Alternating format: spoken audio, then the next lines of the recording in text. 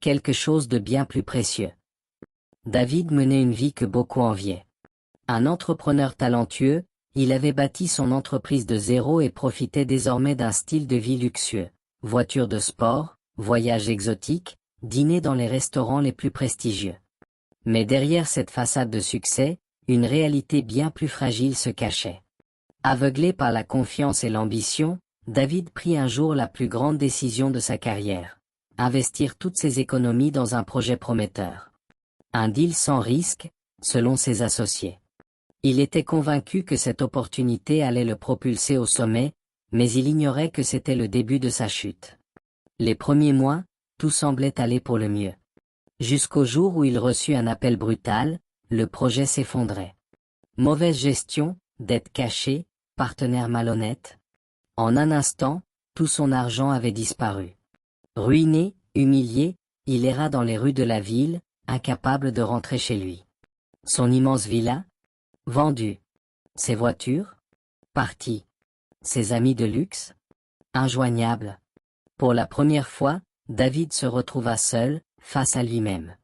C'est alors qu'il entra dans un petit café de quartier, un endroit où il n'aurait jamais mis les pieds auparavant. Un vieil homme, assis au comptoir, l'observa un moment avant de lui adresser ces mots. « Tu sembles avoir tout perdu, mais peut-être viens-tu de gagner quelque chose de bien plus précieux. » David haussa les épaules, amer. « Quoi donc? Une leçon de vie ?» lança-t-il sarcastiquement. Le vieil homme sourit. « Exactement. » Curieux malgré lui, David engagea la conversation. L'homme lui raconta son histoire. Autrefois, il avait lui aussi tout perdu.